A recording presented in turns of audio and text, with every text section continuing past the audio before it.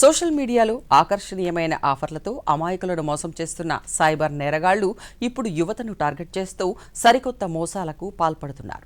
Online dating, friendship ముసుగు పేరిట జరుగుతున్న మోసాలపై ప్రత్యేక కథనాన్ని ఇప్పుడు చూద్దాం. సైబర్ మోసం కేవలం డబ్బులు పోగొట్టుకోవడంతో ఆగిపోవడం లేదు. ఆన్లైన్ స్నేహాలతో బ్లాక్మెయిలింగ్కు దారితీస్తోంది. మహారాష్ట్రలోని నాగ్పూర్లో ఫేక్ ఇన్స్టాగ్రామ్ ప్రొఫైల్ ద్వారా ఒక మైనర్ బాలికకు దగ్గరైన సైబర్ నేరగాడు వ్యక్తిగత ఫోటోలను సేకరించాడు. ఆ తర్వాత ఆ ఫోటోలను సోషల్ మీడియాలో పెడతానని బెదిరించి నాగపూర్కు వచ్చి బాలికపై దాడి చేశాడు. చివరకు పోలీసులు డిజిటల్ టెక్నాలజీ సాయంతో నిందితుడిని పట్టుకున్నారు.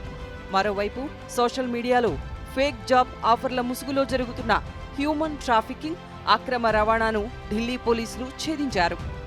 అధిక జీతాలు, ఆకర్షణీయమైన ఉద్యోగాల పేరుతో యూపీ, గుజరాత్, ఢిల్లీకి చెందిన 10 మంది యువతులను ట్రాప్ చేసిన ముఠాను అరెస్ట్ చేశారు. ఇదిలా ఉండగా మొబైల్కు వచ్చే ఫేక్ ట్రాఫిక్ చలాన్ మెసేజ్లు, చెల్లించని గ్యాస్ బిల్లుల పేరిట వచ్చే లింక్లను క్లిక్ చేసి ఏపీకే ఫైల్స్ డౌన్లోడ్ చేసుకోవడం వలన లక్షలాది రూపాయలు సైబర్ నేరగాళ్ల పాలవుతున్నాయి.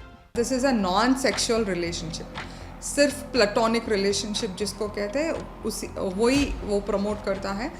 तो जैसे ही इंटरेस्ट दिखाता है कोई उस फ्लायर में, ठग से उनको पर्सनल चैट में ले लेते हैं और टेलीग्राम या सिग्नल या व्हाट्सएप किसी भी माध्यम से चैट में लेते हैं. और एक ट्रस्ट फैक्टर जो है, ये कॉल जो है एक एजेंट को शिफ्ट किया जाता है और वो एजेंट से वो ट्रस्ट बिल्ड करते हैं, फिर वो स्कैम करते हैं. ఆన్లైన్లో పరిచయమయ్యే గుర్తు తెలియని వ్యక్తులతో వ్యక్తిగత వివరాలు, ఫోటోలు పంచుకోవడం చాలా ప్రమాదకరమని, ఎట్టి పరిస్థితులలోనూ గుర్తు తెలియని లింక్లను క్లిక్ చేయవద్దని సైబర్ క్రైమ్ నిపుణులు సూచిస్తున్నారు. కొత్తగా అందుబాటులోకి వచ్చిన 1601 నంబర్ సిరీస్ను కరెంట్, గ్యాస్ సర్వీస్, సంబంధిత అధికారిక కాల్స్ కోసమే వినియోగిస్తున్నారు. ఆన్లైన్లో సైబర్ మోసానికి గురైతే వెంటనే 1930 జాతీయ సైబర్ క్రైమ్ హెల్ప్ లైన్కు కాల్ చేసి ఫిర్యాదు చేయాలని అధికారులు సూచిస్తున్నారు.